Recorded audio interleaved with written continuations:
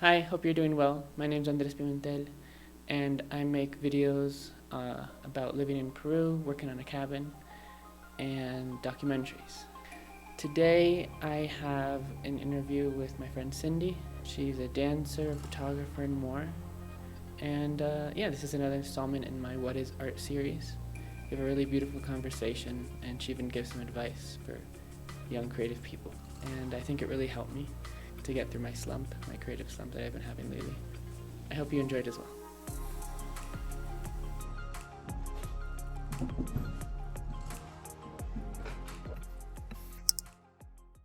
I think I was scared of speaking. I think I was scared of people using my words against me. I would make eye contact with people and say a lot with my eyes, but I'd be afraid to speak. But there was something about dance that nobody could throw it back at me as words and go, you said. So I felt really much more free in dance than in words to be expressive.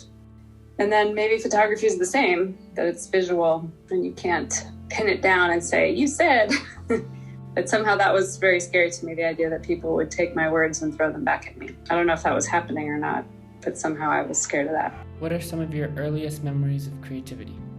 I had a lot of free time, and I had a nice backyard, and I had a creek, and I think this just openness to just explore, being on my own and seeing the garden and being in the world and nature was full of seeing and seeing and seeing. And in terms of how creativity comes through me, a lot of it is through seeing. What is art? Art fills in all the spaces where it's not quantifiable or it's not definable and it's mysterious or it's otherworldly. How did you first get into photography? My senior year, I took photography and I loved it. It was film. It was a darkroom. And then I went on to college and I studied dance. I actually went to Ghana. I studied West African art and culture was the theme of this semester abroad that I did. We studied all kinds of art and I definitely studied dance. I came back and I went to my brother's high school graduation and I was sitting next to my photography teacher and he said, do you have a summer job? And he said, do you want to teach photography? And I said, yes. So I got the keys to the darkroom and taught photography and I ended up doing that every summer for maybe 6 years. Is that I was very intimidated particularly by men who came up to me at any time they saw me with a camera and go, what are you shooting with? I have a this and what f-stop are you at? Asking for all this information. And I just always felt like they knew something I didn't know. And so they had some talent I didn't have. And then eventually I started to see the work of these people who were talking about gear. And I go, oh, that's your photo? And just began to go, I like what I do. What made you passionate for photography?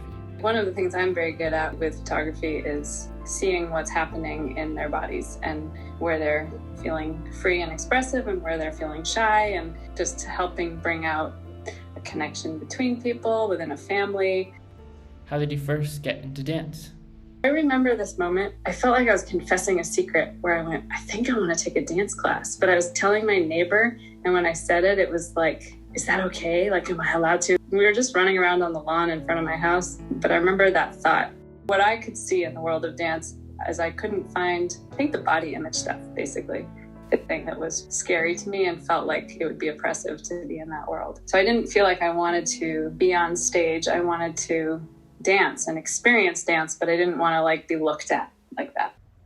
What did you learn from studying dance?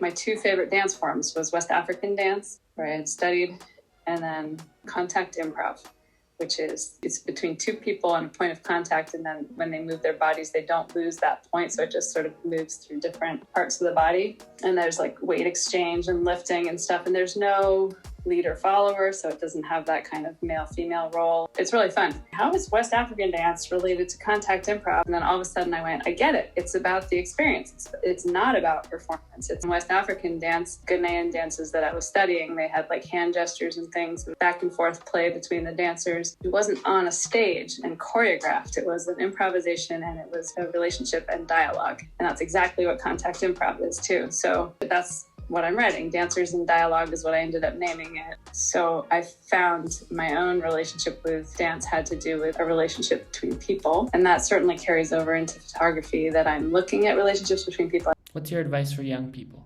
People who are fulfilling steps to get somewhere need to be connected to a feeling that this is the right thing for them, because what really serves you today is part of laying a foundation for what you can do tomorrow. And if it doesn't have a connection, a resonance, or a feeling of being really nurtured, it gets a little shaky. It's like having a weak foundation. Are there any dangers? Don't hold it too tight. Keep an eye on your ego. If you're attached to, I am a creative person as an identity, that you're afraid of being anything but, know that creativity ebbs and flows. And I think of it like breathing in, breathing out, or input, output. Sometimes the input side of it, when you're filling up, doesn't feel very creative. And you can feel like you're in a slump, or you can feel like, I don't know if I can do those things. Don't feed the doubts, but let yourself be. If you just feel like I can't do anything new and fresh, I'm just exhausted on that creativity, at this moment in time. And it doesn't say anything about what tomorrow will be, but at this moment, without judgment, listen to it and go, what are my needs? And just ask yourself, without striving for an answer, just the question, what is it I need? And then welcome it, and then be open to what comes next. What's your understanding of the meaning of life? Something I've been doing a lot lately is just periodically checking in with myself and going, there's something new about me today. I'm still growing throughout my life. I just always am growing. Being present to the here and now, just stopping and paying attention. There's something new about this experience and this day and this moment that I've never experienced before, just in a wide open way. No eye on this is what it should look like when I get there. I think that's why people always don't feel like they're really adults or they're grown up, is because they had some idea about, it's going to feel like this when I'm an adult. But if you just go, here's where I am, it just is what it is. There's this good Rumi poem about, I think it's called The Guest House, and just letting everything in, the guests, even if it's a flood of sorrows or whatever, that everything is there. Welcome these guests. And Thanks so much. I'll see you next time.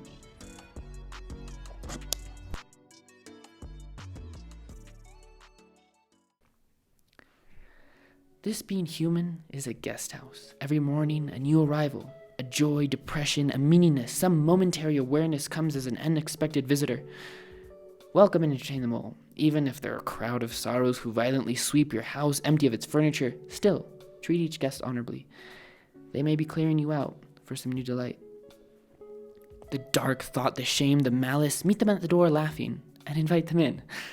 Be grateful for whomever comes, because each has been sent as a guide from beyond. The end. I'll see you next week.